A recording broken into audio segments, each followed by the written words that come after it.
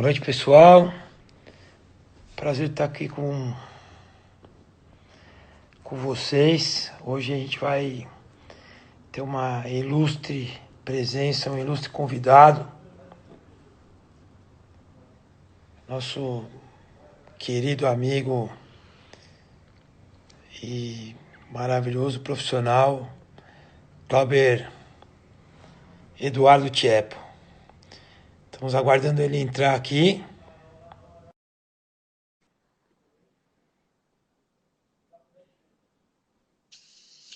Fala, Cláudio. Tudo bem com você? Tudo bem, vou posicionar a câmera aqui. Tá Como é bom. que vai? Beleza? A gente pode conversar assim também. Ixi, não pode assim, tem que ser assim. Nós estamos na mesma situação, Cláudio. Estou muito ruim nisso, cara. Você é ruim, se você é ruim, eu sou o quê? Vamos embora, né? Primeiro, boa noite a todos. Boa noite ao nosso convidado, o Dr. Cláudio Tiepo. Quero agradecer a TT, esposa dele, que liberou ele. Uma hora dessa, ele tem que estar fazendo jantar, cozinha, colocando a mesa. E para nós é uma satisfação enorme. A proposta que a gente tem sempre é de trazer gente que possa acrescentar coisas diferentes e úteis, práticas, para a gente poder melhorar o nosso dia a dia, aí, principalmente nessa situação de reclusão.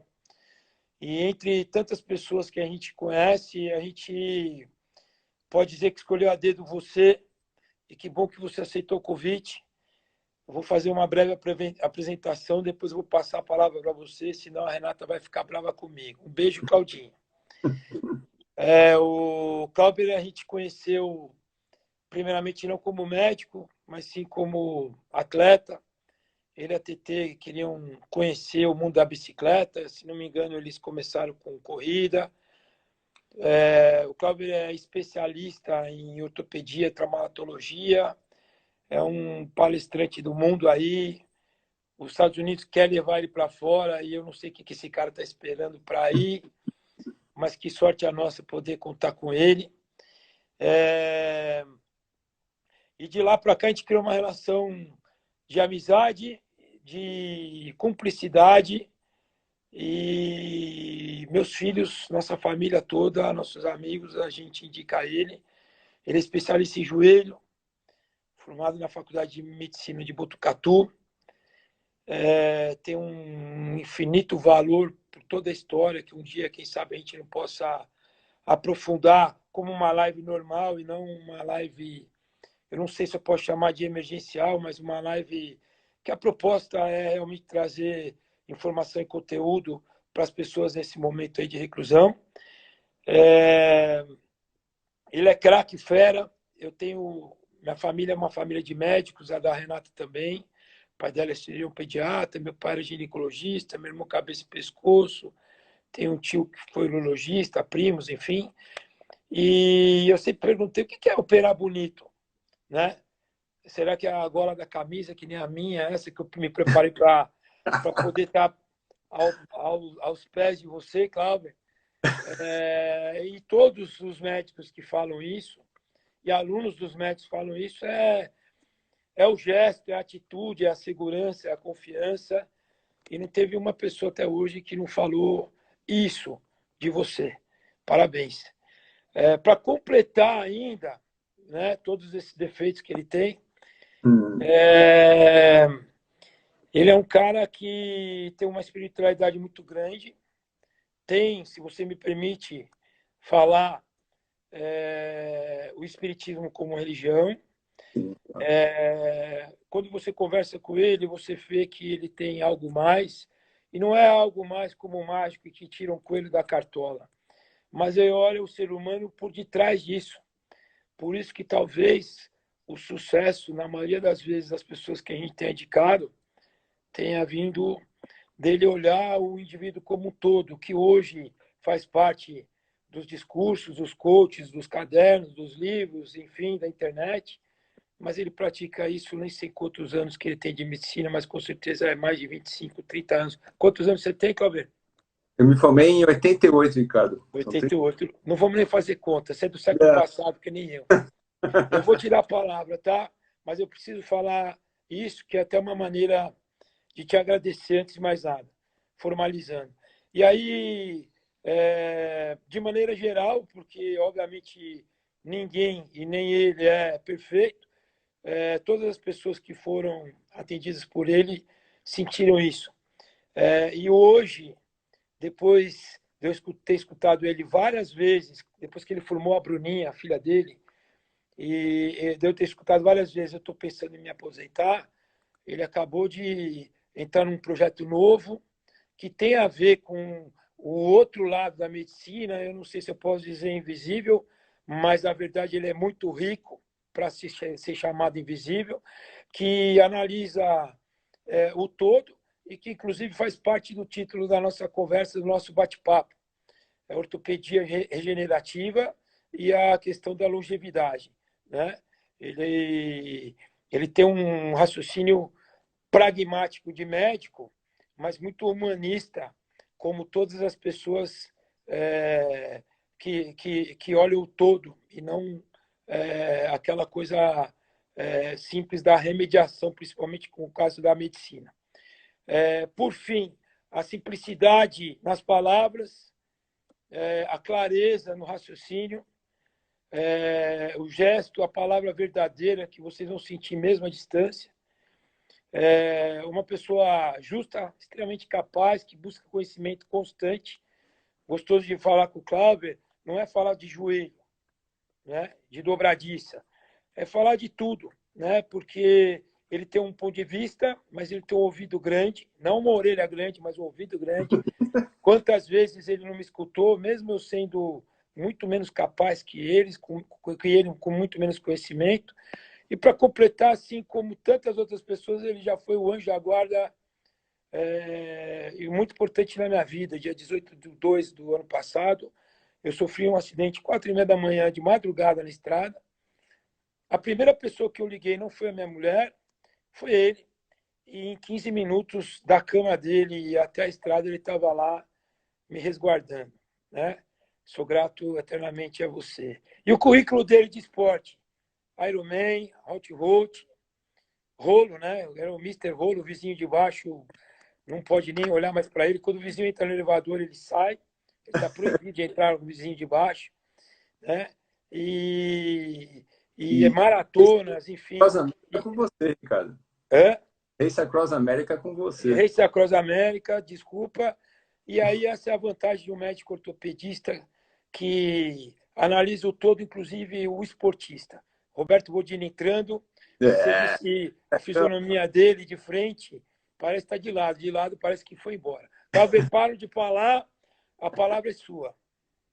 Obrigado, Ricardo. Bom, obrigado pela oportunidade de você me convidar. Fico muito feliz assim pelo prestígio que eu tenho com você, pela amizade que eu tenho. Como você falou, conheço você desde 2006, foi quando a gente entrou na Race, e é um orgulho para mim ser seu amigo. Você sabe disso há tantos e tantos anos. Participar da família da Race, eu sou aluno da Race desde aquela época. Apesar que eu não apareço muito mais lá, mas eu continuo sendo seu aluno e continuo tendo uma admiração profunda por você. Você sabe disso. Obrigado. Bom, a ideia do bate-papo de hoje, falar sobre longevidade, falar sobre medicina regenerativa, sobre ortopedia regenerativa, tentar mostrar assim outro lado da medicina, outro lado das coisas que a gente faz. Eu vou fazer um breve resumo assim da minha experiência. Me formei em 88 e logo entrei para a residência de ortopedia. E meu sonho como ortopedista era ser assim um excelente cirurgião de joelho. Eu queria ser um cara que naquela época a cirurgia de joelho, para vocês entenderem, ela estava engatinhando. A artroscopia quase não existia. A gente começou a fazer artroscopia naquela época olhando na ótica pelo olho, não tinha câmera. Isso demorava, sei lá, quase 2 horas para tirar uma lesão de menisco. Naquela época, isso faz muito tempo, né? Hoje em dia, para vocês terem uma ideia, uma lesão de menisco a gente tira em 10 minutos com uma câmera. não se fazia cirurgia ligamentar, não se fazia nada disso.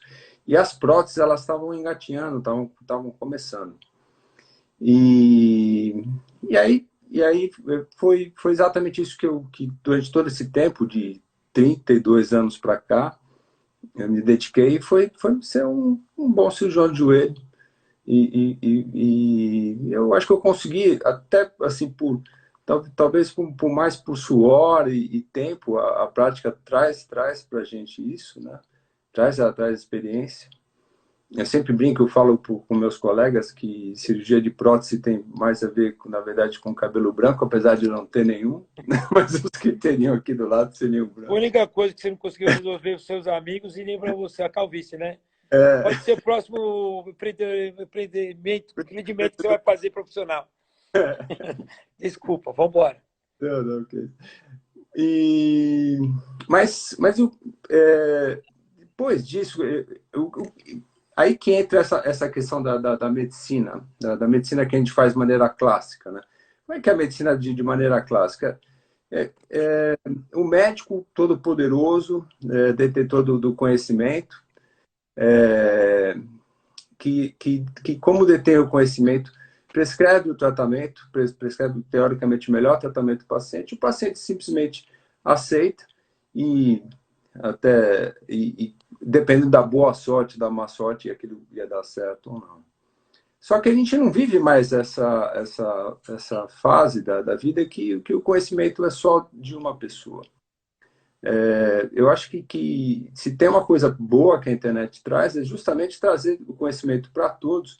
E hoje, graças a Deus, a gente tem o paciente que é questionador, que também detém o conhecimento. E que pergunta para a gente e pode ter diversas opções. Eu costumo dizer para um paciente que chega para mim com uma opção e eu ofereço outra, ele me pergunta, nossa, mas por que aquele outro médico não me ofereceu essa opção? Eu dou sempre esse exemplo. Olha, você imagina que você foi comprar pão no melhor açougue. E aí aquele açougue ele vai te vender a melhor carne maturada, a melhor picanha maturada, mas o pão você não vai comprar. Você precisa do conhecimento, obviamente, para você buscar o que você tem que buscar no lugar certo. Sim. Certo? Bom, aí, aprofundando mais isso, no momento que o paciente tem esse conhecimento e o médico sabe disso e tem uma relação empática com esse paciente, isso se torna uma parceria. E é isso, é justamente essa nova medicina que a gente fala, que é essa medicina que a gente chama de integrativa, que a gente integra os processos fisiopatológicos, os processos que acontecem dos sistemas com intercorrelação dos órgãos e também dos tecidos, a gente chega a conclusões diferentes, ou seja, a gente busca uma visão global da pessoa. Nesse sentido.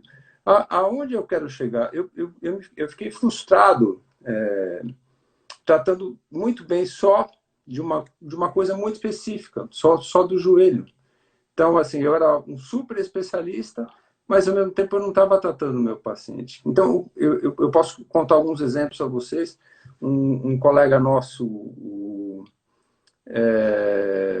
indicou uma cirurgia, um médico da minha equipe, indicou uma prótese total para o paciente para a gente fazer numa segunda-feira.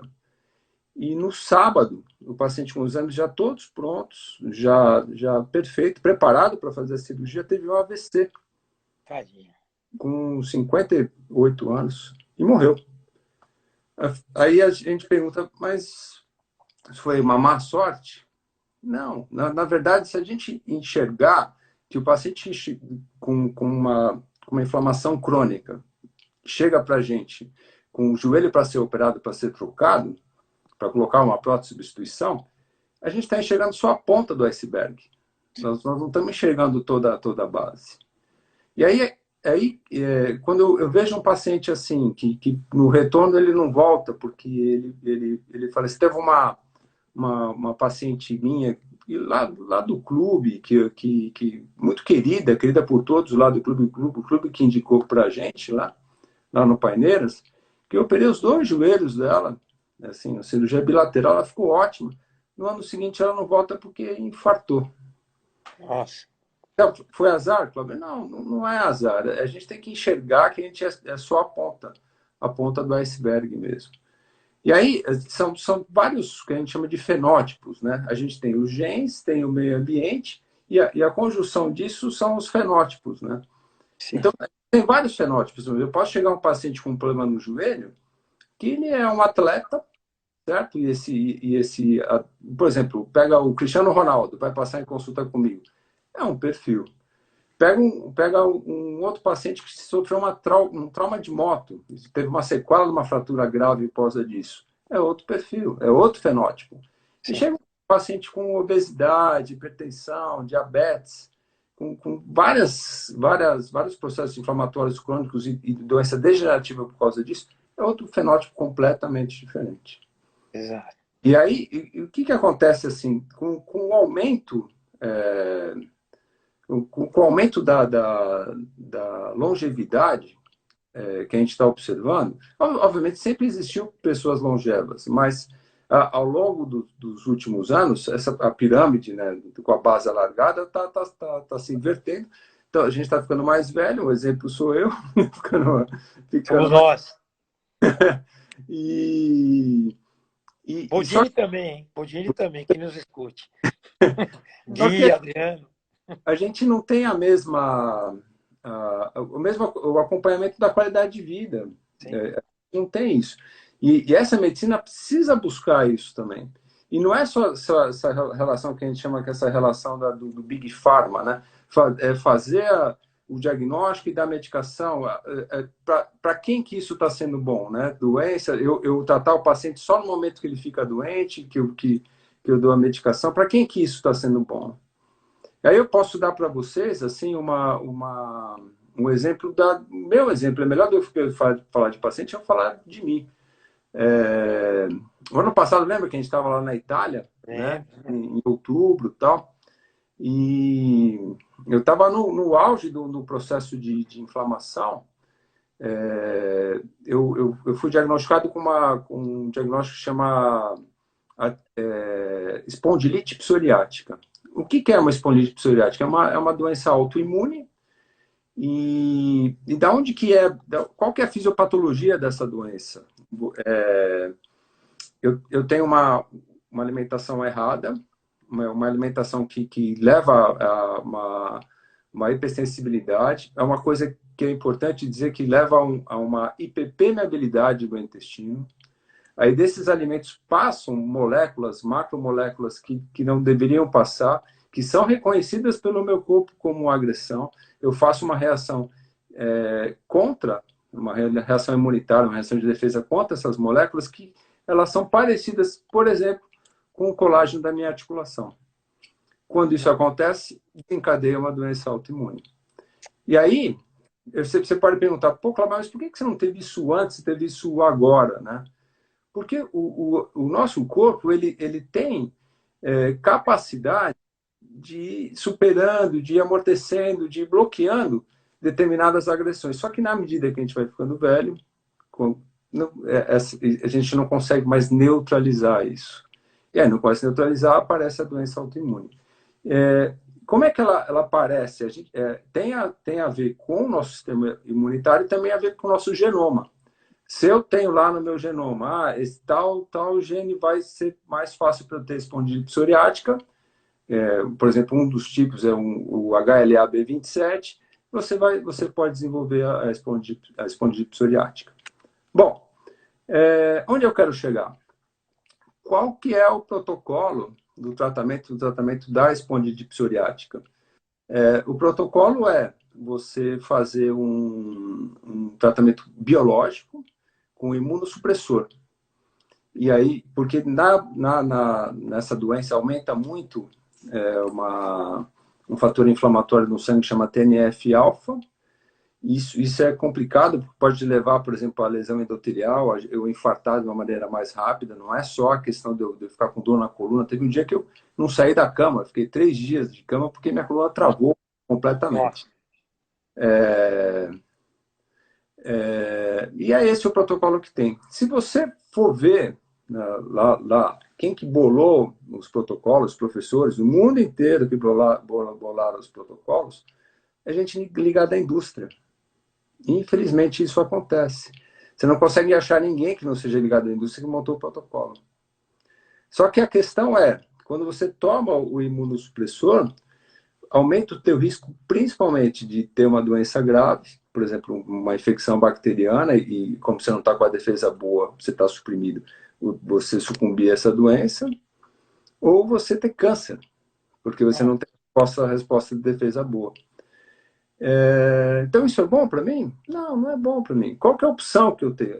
A opção que eu tenho é justamente essa medicina nova. Entender a fisiopatologia, arrumar meu intestino, arrumar as coisas que eu como, fazer com que eu comece a desinflamar. Isso naturalmente vai desinflamando. Eu tenho que seguir uma dieta, obviamente. Aí está a parceria. Na hora que o médico vira para mim e fala assim, Cláudio, você vai ter que cortar tal alimentos. E a lista é grande. Se é um cara que eu sou o curador, eu sou o xamã que você vai fazer e tal, hoje em dia você fala, não vou fazer. Eu preciso entender o que está acontecendo. Eu preciso entender por que eu preciso disso. Então, eu preciso da informação. Ele me explica, eu entendo. Aí eu falo, bom, essa opção é eu ficar tomando um supressor o resto da vida, eu vou mudar a minha dieta. Você tem ideia, Ricardo, eu tive que cortar glúten, leite, carne. Estamos empatados por enquanto, hein? Só o cabelo que está desempatando. E açúcar. Tive que cortar um monte dessas coisas assim. Mas hoje eu posso dizer, a gente foi lá em outubro, foi a fase que eu estava pior. Agora nós estamos em maio, eu estou muito bem. Assim, zero dor, tá ótimo, voltando a treinar, voltando. Aliás, assim, é uma coisa que a gente pode falar dessa quarentena. O Paulo Kertzmann, você conhece? Sim, Paulão. Sócio e irmão, ele está fazendo uma pesquisa justamente para saber quantos. O que está acontecendo com as pessoas agora na quarentena, né? Nesse período de reclusão. No meu caso, eu aumentei o exercício, né? Sim. Assim, porque eu tive condição de dar mais tempo para atender e continuar e fazer a coisa correta, quanto eu não tinha, porque eu ficava operando o tempo todo. Se vocês saberem, assim, há 2 meses a gente não vai mais sentir. Os ortopedistas não estão operando, porque é um risco a gente operar e o paciente pegar a Covid, é um risco para a vida do paciente. Então, a gente não tem... Chega falando em estatística até de 20% de um desfecho ruim se a gente operar o paciente. Nossa, altíssimo. Altíssimo. Bom, mas como é que... aí eu falei muito da longevidade, mas eu não falei da ortopedia regenerativa, né? Sim. Então, só para vocês terem uma ideia, com essa história da gente ficar cada vez mais velho, né? Tem trabalhos mostrando que nos próximos 10 anos vai aumentar o número de cirurgia de prótese, ou seja, de a gente trocar, substituir quadril e joelho, em 6 vezes. E hoje em dia a gente já opera muito. Pra vocês terem uma ideia, a fila do SUS para a cirurgia ortopédica de quadril e joelho é em torno de 8 anos. Nossa. Então, praticamente é uma fila que você não consegue zerar. E a gente está operando bastante prótese, mas você não vai ter médico, não vai ter prótese, e principalmente não vai ter dinheiro para você conseguir operar tanta gente. Nós temos que ter uma outra solução. E a solução é essa medicina nova, aí, que é a medicina regenerativa.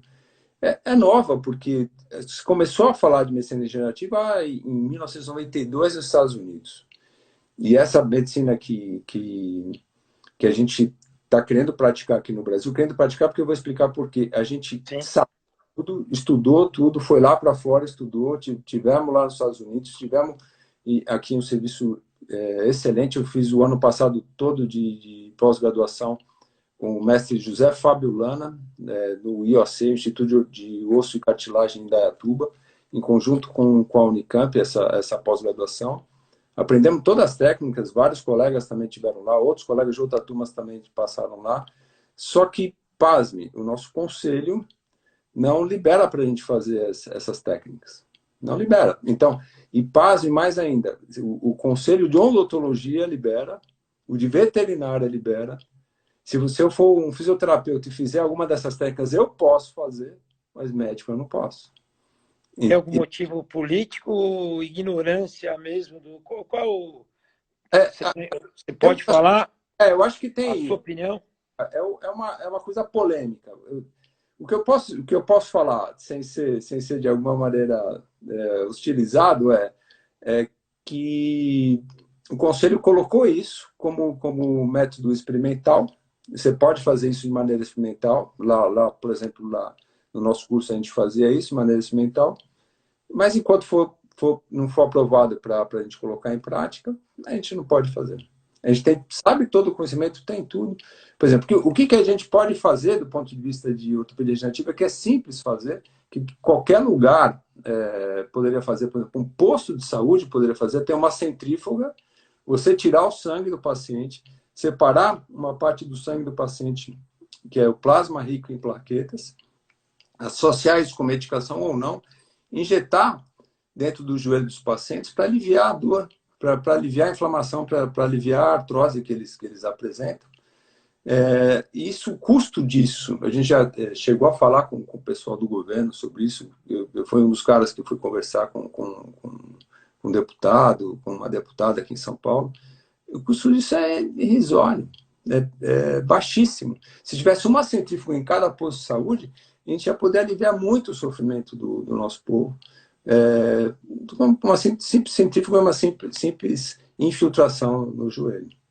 E não tem, porque a gente não pode fazer isso ainda. Quanto no joelho de um cavalo de corrida, pode fazer. Se precisar de uma coisa que chama PRF, né, um negócio que chama plasma rico em fibrina, para você melhorar a qualidade óssea, para você fazer implante ósseo, o Conselho de Odontologia está liberado há muitos anos, se não me engano, há 8 anos. Isso não é. Aí não era isso o objetivo da nossa conversa, mas já que você entrou, não é um lobby aí das empresas de prótese, não, né? Não acho. Eu acho que a coisa vai acabar liberando num lobby favorável das empresas de ortobiologia. Na hora que elas querem fortes aqui para o Brasil para querer vender a parte de ortobiológica, aí acho que aí funciona. Entendi. Aí é por aí. Mas aonde eu quero, qual o caminho que eu quero chegar aí, desviando dessa questão aí mais política? Na hora que a gente prepara, por exemplo, a gente pode tirar a célula do osso ilíaco e a gente a gente faz uma punção do osso ilíaco, chama bone marrow aspirate, funcionar o osso ilíaco e preparar esse tecido que você retirou, esse volume de células que a gente chama de células mesenquimais, para injetar, por exemplo, dentro do joelho ou do ombro, do quadril, sei lá, da onde for. Você precisa que a gente precisa de uma coisa que a gente fala de preparo do solo. Uma coisa que é interessante explicar. Você vai plantar uma árvore que você quer que dê frutos ou que ela vá bem num solo ruim, num solo perigoso? Não dá. Você tem que preparar o solo. É a mesma coisa que a gente tem que fazer com nossos pacientes. Nós temos que preparar o solo. Então, eu atendo um paciente que ele tem diabetes, hipertensão, obesidade. Com certeza, a condição que ele tem lá no joelho para a gente fazer essa terapia regenerativa não é boa. Provavelmente o que a gente vai colocar vai se perder, não vai adiantar. Então, a gente poderia fazer um negócio que chama BMAC, Bone Marrow Aspirate Concentrate. Você tirar da medula óssea o sangue e preparar isso de uma maneira especial, injetar dentro do joelho com uma melhora impressionante. A gente divide a classificação de artrose de 1 a 5, uma classificação que a gente chama de Albach. E os trabalhos trabalhos de nível de evidência muito bons, por exemplo, tem um trabalho, tem diversos trabalhos com nível de evidência muito bom, que até o nível mais alto, assim, nível 3, mesmo até nível 4, você consegue uma melhora com o BMAC, ou com o PRP, ou com os dois juntos associados, ou associando com ácido hialurônico, com outras técnicas, né? Pô, que legal, hein? A gente só não consegue uma melhora quando você está já com a articulação completamente destruída que é o grau 5, aí nesse caso a gente vai para a prótese. Mas você imagina o que a gente conseguiria fazer evitando a cirurgia. E aí, ok, eu já sei como fazer, mas eu preciso preparar o solo. Preparar o solo, o que é? É justamente o tratamento da medicina integrativa, o tratamento da longevidade. É, é, imagina o seguinte, você tem que preparar o paciente, essa terapia, principalmente da longevidade, busca para a gente assim, o bem-estar, a qualidade de vida. Então, você faz uma nutrição geneticamente correta, você tem que trabalhar com controle de estresse, você tem que melhorar o estilo de vida, tem que otimizar os níveis hormonais. Quando eu falo com você assim, Ricardo, sempre, no fundo, a gente vai cair em nutrição e Sim. esporte. No final é isso, mas não é também só isso. Tem como é que o indivíduo se insere na sociedade, a atividade social, como é que foi a educação dele, se ele tem segurança ou não para viver nessa sociedade. Obviamente, a parte de finanças é importante. Se você não tem um conforto financeiro, é muito difícil ter também o controle do estresse. E remete a doenças, né? Os genes, e principalmente o trabalho, se a pessoa se sente valorizada ou não. Tudo isso associado então, a essa nutrição, atividade física, é que a gente encara o indivíduo envelhecendo de maneira saudável. Isso é a longevidade saudável. O médico como parceiro e o indivíduo como parceiro se ajustando. Basicamente isso que eu tinha para falar assim, na sequência. Então, a minha sequência de evolução nos últimos anos foi justamente procurar a medicina regenerativa para a gente não operar tanto, certo? Porque vai explodir de um jeito que não vai dar. A gente tem que dar outras E é opções para o importante paciente. dizer, que você é cirurgião, né? Sou cirurgião. Em teoria, a sua dependência financeira tem a ver com a cirurgia. Sim, E você está sim, trabalhando o sentido antagônico, o caminho antagônico sim. disso, né? Inclusive o Maurício Guevara, que está nos assistindo, falou, né? Nós médicos somos formados para tratar de doença e não de saúde. E, curiosamente, agora, cirurgião bem-sucedido, capaz, respeitado, e você está indo contra o que foi o seu caminho toda a sua vida. Eu não estou falando de contradição. Eu Claro, estou claro. falando, na verdade, de abertura de visão, né? E de anteceder a, a, o possível problema, né? Que, de certa maneira, é cuidar da saúde, como o Maurício está trazendo aqui, né? O que o Maurício colocou fora os custos financeiros para o Estado. Isso é uma conta impagável. A gente já tem uma conta, vamos voltar para a política de novo, né? A gente já tem uma conta impagável previdenciária, né? Todo mundo velho, a longevidade também é isso. É Sim. manter o indivíduo saudável, mentalmente, fisicamente e espiritualmente saudável, para que ele continue produzindo. Porque não dá para a gente pensar que com 50 anos nós vamos se aposentar e quem que vai pagar essa conta? Não dá. Então, nesse sentido, a longevidade é importante também. Da gente evoluir bem, mas se a gente continuar trabalhando, nós vamos continuar emocionalmente bem também. Vamos estar se sentindo produtivo, vamos estar se sentindo bem, fazendo alguma coisa pela sociedade. Que legal. Eu queria te perguntar sobre a questão da hormonologia. Tá certo Claro, claro. essa nomenclatura, esse nome? Eu não falei nenhuma letra errada. Não, tá perfeito. É, Pode, pode. no aspecto esportivo, Uhum. obviamente, mais do que qualquer outro aspecto, ele provoca muita controvérsia, porque tem a ver com melhoria de performance. Eu estou falando um pouquinho da minha área no meu dia a Claro. dia, né? Uhum. De a questão de preparação física, o que eu estou falando dentro da minha área. Então tem a ver com melhoria de performance, ultrapassar os limites, se colocar em risco, ampliar doenças, possíveis doenças ou formação de doenças malignas não curáveis, né? E a questão até daquelas estão, entre aspas, uma palavra vulgar, trapaça, né? No Sim. aspecto de resultado. né? Sim, sim. Mas a gente não está querendo falar de performance, a gente está querendo falar de saúde, como inclusive o Maurício aqui citou, né? Vocês são preparados para tratar de doença e hoje, com todas as informações, todas as necessidades, o aumento de carga horária de trabalho, você não desliga. Nós estamos aqui 8 e pouco da noite. Talvez você estivesse na sua casa se não estivesse consultando, mas obviamente você não estaria na sua casa trabalhando, né? Talvez no consultório, mas não na sua casa. E de certa maneira, por mais que seja uma satisfação esse bate-papo, não deixa de ser um prolongamento das nossas atividades profissionais, né?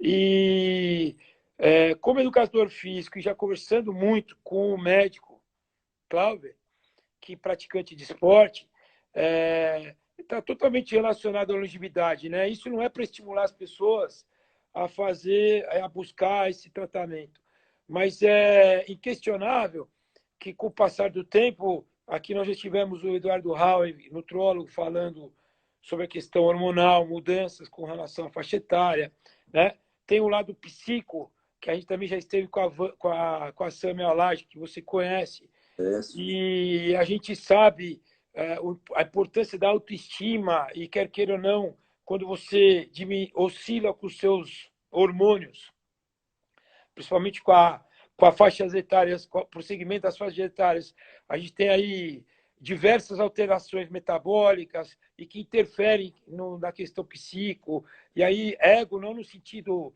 negativo, mas autoestima, né? A questão da autoestima. Como que você vê isso? Esquecendo a história da performance do esporte, mas trazendo para a área que hoje você está voltado de prevenção e de saúde. Perfeito. Uma coisa que eu queria dizer assim logo de cara é assim, o exercício ele é anti-inflamatório. Isso é uma coisa que tem que deixar bem claro. Tem as pessoas, você vai fazer exercício, isso vai te fazer mal. O exercício bem feito, de maneira moderada, bem prescrito por você, né, Ricardo? Ele é anti-inflamatório, ele é para a nossa saúde, né? E que momento que ele deixa de ser bom para a nossa saúde? No momento, obviamente, buscando a performance, a pessoa começa a ultrapassar os seus limites e começa a causar uma oxidação no nosso metabolismo, ou seja, em vez de oxidar e compensar, e essa oxidação e compensação leva a nossa melhora, a gente ter mais oxidação, não ter essa compensação, e isso acabar alterando o nosso metabolismo. Um exemplo típico disso é o overtraining, né? Então, o cara treina demais, se alimenta mal, dorme mal, não consegue mais ter nem atividade sexual por conta disso. E aí está mostrando uma ruptura no padrão do metabolismo normal, obviamente também no metabolismo hormonal. A gente sabe que quando acontece isso tem uma queda importante da testosterona, um aumento importante do cortisol, a pessoa começa a ter alterações psicológicas por conta disso, obviamente a única saída disso é parar de fazer exercício até encontrar o equilíbrio de novo. Com relação à longevidade, o que é importante dizer? O que a longevidade acredita? É um pouco diferente, por exemplo, do que a nutologia acredita. Né? A gente tende a mexer mais com os hormônios, já a nutologia tende a mexer mais com os alimentos. Né? Não que a gente acredita que a alimentação é a base de tudo. Que a gente, teoricamente, se você se alimentar bem, você não precisa de suplementação. Eu acho que talvez foi isso que na aula de nutologia vocês ouviram lá falar. A gente acredita claramente nisso. Mas no que a gente acredita? Que aos 25 anos foi o nosso ápice hormonal. E na longevidade, o ideal é que a gente mantenha essa otimização desses níveis hormonais ao longo do tempo. O que você acredita? Que a gente envelhece porque nossos níveis hormonais não se mantêm, não é ao contrário. Que nossos níveis hormonais caem porque a gente envelhece. É o contrário o raciocínio. Entendo. Entendeu? Então, Tem gente nós que precisamos dessa defende, desculpa, mas pode falar, desculpa. Então, a gente espera que se você otimize esses níveis hormonais ao longo do tempo. Então, por exemplo, quando a gente fala, por exemplo, da menopausa, né? Eu tenho um exemplo aqui de casa, a TT, assim que entrou na menopausa, você lembra, a TT corria em torno de 15 quilômetros por dia, quando não corria 30, porque ela sempre gostou, sempre adorou correr. E Só quanto que mais distante à frente ela ficava de você, mais ela se sentia motivada. É incrível. mas ela queria... Você devia ter cortado o cartão de crédito naquela época. Exato. Mas o que aconteceu com a TT logo depois que ela menopausou? Ela rompeu o menisco. Porque a queda do estrógeno leva uma piora da qualidade do colágeno do menisco. Isso é uma coisa clara, tem uma perda dessa proteção hormonal, e isso acaba levando. O Adriano está rindo aqui, a verdade, negócio da TT. E isso levou a uma cirurgia, ela ganhou uma cirurgia Sim. no joelho, e levando que ela não pudesse mais correr tudo que ela corria. Então, nesse sentido, o tratamento hormonal para ela ajudou bastante para ela se manter na atividade. É controverso? É controverso. Tem muita gente que critica, tem muita gente que critica, mas eu acredito nisso. Eu acredito que se você usar a fisiologia hormonal a seu favor de uma maneira segura, de uma maneira ética e de uma maneira que você tenha comprovação científica para utilizar, eu acho que você deve utilizar nesse sentido. Quando a gente fala com relação ao esporte, eu lembro muito do Lance Armstrong, né? Sim. Putz, sempre foi o nosso ídolo, né? Como é que você enxergava o Lance, Ricardo? Como eu enxergava? É, Então, como atleta, imbatível. É que batível. você fez uma pergunta que eu não estava preparado para ser polido. Porque, assim, ele nunca foi meu herói, como se Nunca foi seu diz. herói.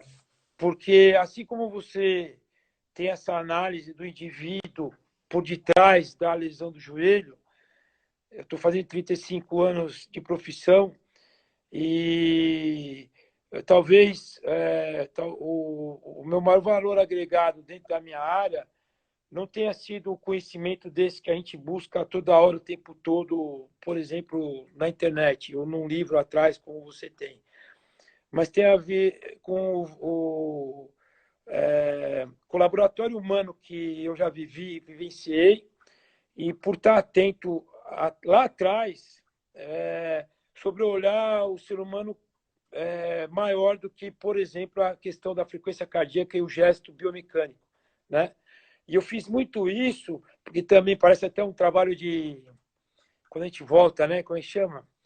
É, é, porque eu vivi muito isso numa situação pessoal, ou seja, eu tenho certeza, falando profissionalmente, falando, perdão, com relação ao esporte, que eu poderia ter ido muito mais além do que eu fui se eu tivesse gente olhando como você hoje está olhando, hoje sempre, desde que eu te conheço, como seu paciente, eu como atleta, além disso, às vezes, um atleta funciona com você pegar na orelha dele todo dia, mas às vezes um atleta funciona justamente com a aproximação e um abraço e um tapinha nas costas, né?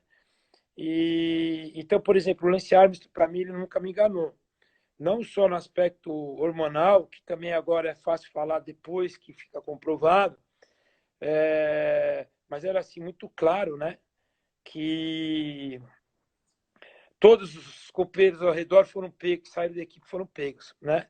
Então, não é possível que ele seja o único do planeta bem dotado, limpo. Mas eu acho que tudo aquilo que ele traz da infância dele, controvérsia, questão de atitudes dentro do esporte, demonstraram sempre o caráter dele, né? E no final hoje, quando a gente vê esses filmes explicando os porquês das coisas, né? Para ele chegar onde ele chegou e ser desmascarado do jeito que ele foi, você percebe que estava muito claro, né? O momento que no meio do pelotão ele tenta intimidar um ciclista e depois ainda faz o gesto do silêncio, etc. Né? O que eu acho que a gente pode tirar a favor é que, a considerar que todo não, mas grande parte dos atletas de alto nível acabam recorrendo, né, até por uma questão de saúde mesmo, né, porque é uma intensidade tão alta que tem que chipar o motor, né? Já o automobilismo chipa o motor do carro. A gente não vai imaginar que um atleta, para andar 50 por hora de média, não vai, só comendo o mesmo arroz e feijão que você e eu comemos, vai ser suficiente, né?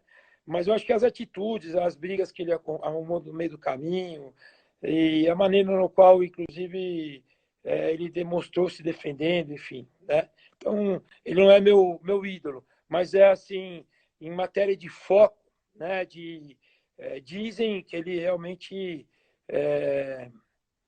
como eu posso dizer, pesava a comida, né? Ele buscou todas as ferramentas, não só a questão do doping, mas tudo aquilo que ele tinha alavanca na bicicleta. Uma era um STI, mas a outra era alavanca por uma questão de peso, né? Então era um cara que ele abria o leque e falava assim, aonde eu posso melhorar, né? Mas enfim, eu não queria cortar tanto o seu raciocínio, mas vamos embora. O que seria completar? Eu queria te dizer o seguinte, que quando a gente fala em atleta como Lance Armstrong, os caras acabam, por exemplo, ele usou tudo, né? Sim. Mas ele usou tudo de maneira que a gente chama em níveis suprafisiológicos. Sim. Então, ele usou tudo numa quantidade acima do normal, acima do fisiológico, acima do humano. Quando a gente fala em longevidade e quando a gente fala em otimização dos níveis hormonais, a gente tem que estar buscando os níveis hormonais dos 25 anos. Ou seja, se você for repor, você vai repor para os níveis fisiológicos ótimos. Então, se você pega, por exemplo, vamos fazer mais ou menos aos 25 anos, o nível de testosterona esperado, normalmente para o homem, é em torno de 800, 900, até 1000. E se você for repor dentro da longevidade, você vai repor com hormônio bioidêntico, certo? Ou seja, testosterona bioidêntica não é um hormônio sintético, um hormônio igual e reconhecido pela gente como uma testosterona nossa, para buscar esses níveis. É isso. Sim. É totalmente diferente, por exemplo, de um fisiculturista que usa suprafisiológico e também, obviamente, tem toda essa briga de gato e rato com os atletas, né? Para o doping, mas no passado se usou do suprafisiológico, no passado, sei lá, 1970, 1980, naquela época da Alemanha Oriental, essas coisas, você via aquelas mulheres enormes, tal, usando o nível suprafisiológico de hormônio esteroide. E não é o nosso caso. Legal. Níveis ótimos. Que legal. E outra, traz tudo, né? Traz estabilidade emocional, né? Por conta do equilíbrio hormonal, né? Não quero discutir sobre testosterona e progesterona, eu estou falando de maneira geral, o raio-x hormonal, né? do paciente. Deixa eu dar um exemplo. Uma vez que... Desculpa. Eu te dar um exemplo de um paciente, Ricardo, que vai encaixar direitinho nesse quadro. Eu atendi um paciente que ele veio me procurar com uma segunda opinião se ele devia operar ou não um tendão de Aquiles que ele rompeu. Aí é aquela coisa que eu falei dos fenótipos. Você pode operar um paciente que ele sofreu uma lesão no tendão de Aquiles porque ele sofreu uma entrada direta e rompeu o tendão de Aquiles. No caso dele, não. Ele foi acelerar atrás de uma bola, aqueles jogadores de fim de semana. Na hora que ele foi acelerar, ele sentiu uma fisgada como se alguém tivesse pegado ele por trás. Até brigou assim, com o cara que estava do lado dele, mas ninguém entrou por trás. Ele rompeu de maneira espontânea. Só que nós estamos falando de um rapaz de 30 e poucos anos com 130 quilos. E aí, atualmente, a gente tem ultrassom no consultório, uma das coisas que está dentro da evolução da medicina regenerativa, a gente tem também ferramentas de avaliação melhor. Eu observei, assim, o outro colega tinha indicado a reconstrução, a cirurgia, só que eu observei que a lesão era parcial, que daria para tratar de maneira conservadora, e ao mesmo tempo o que a gente tem que pesar? Se eu tenho um atleta, por exemplo, um atleta profissional com uma lesão no tendão de Aquiles, o que eu tenho que fazer? Eu tenho um atleta, teoricamente, metabolicamente, muito bem, perfeito. Ele só precisa operar o tendão de Aquiles e voltar a jogar. Quanto antes eu devolver esse cara, melhor para ele voltar a jogar. Já esse rapaz, não, a gente vai preparar o solo e vai entender o que estava acontecendo com ele. Na preparação do solo, Ricardo, a gente descobriu um monte de coisas alteradas com ele. Ele estava diabético, hipertenso, o tendão de Aquiles completamente degenerado, inclusive com uma testosterona que eu te falei, que o normal para essa idade seria em torno de 800, né? Ele estava com 200 de Nossa. testosterona e querendo problemas de fertilidade, querendo ter filhos e não conseguindo. Você entende, então, o que é você ver o paciente como um todo? Adianta, se eu levar esse paciente para a mesa, é um paciente que tem um risco cardiovascular muito maior. É Lembra que eu citei recuperação, a né? O recuperação? pós-recuperatório, como vai ser, né? É, lembra que eu te falei daquele paciente que a gente indicou a cirurgia e teve um AVC e acabou, Sim. infelizmente, falecendo? Então, é um caso que pode acontecer com um paciente assim. Então, quando você enxerga o paciente como um todo, você vê, não, a melhor indicação é não operar, é tratar ele clinicamente e abrir essa parceria que eu te falei. Ele não chegou a 130 quilos à toa. As condutas que ele tomou na vida precisam ser muito discutidas. Toda a parte emocional tem que ser muito discutida para a gente, dentro dessa parceria, conseguir restabelecer a saúde dele. E aí a gente, obviamente, vai usar todo o conhecimento para isso. E dizem que não existe espaço vazio, né? Quem não ocupa, alguém ocupa, né? E no momento que você tem uma baixa de testosterona tão grande como ele, 200, obviamente é porque também o hormônio feminino subiu. Estou É, errado? Aí isso gera o quê? Ah, depressão, né? depressão. Falta de todos os tipos de apetite, insônia. Então, a qualidade de vida dele vai a zero, não é só por causa do sobrepeso, que é o bloqueio de respiração para respirar. Hoje a gente está vivendo a questão da Covid entre as pessoas que podem O mau ritmo. ter problemas são as pessoas de sobrepeso, né? É, É, então, acho que a gente realmente tem que considerar isso. E sem nenhuma intenção de expor a TT, mas já que você usou ela como exemplo, que é uhum. uma pessoa ativa e magra, né, saradona, bonitona, eu imagino que quando ela se machucou e teve que operar, ela também, mesmo sem o sobrepeso, mesmo com o metabolismo alto, só o fato de ter deixado de fazer atividade física e estimulado o corpo dela, ela deve ter passado por esse processo também de estabilidade emocional, não é? Que interfere dentro de casa, interfere na clínica, no qual ela é extremamente competente, e um dia ainda a gente vai trazer ela para falar aqui sobre a questão da dermato, né? Ela vai vencer essa barreira que eu venci, que você venceu. Mas eu tô errado no conceito Não, tá perfeito, perfeito. E esse é um grande problema que a gente enfrenta, na verdade, com o pessoal do esporte, né, cara?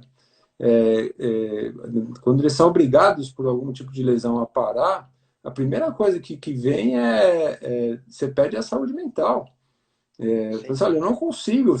E aí sempre a nossa tentativa é tentar manter o atleta dentro da sua atividade, ou pelo menos mudando alguma coisa, porque senão a cabeça pira mesmo. A gente está acostumado a fazer aquela atividade física e você não tem essa habilidade mental, equilíbrio mental para você se manter bem fora do esporte. Legal. Calberzão, faltam aí poucos minutos, né? 7. E 7 minutos. normalmente a live ela desliga. E eu, em respeito a você e todos aqueles que vieram escutar você, não gostaria que isso acontecesse de maneira repentina.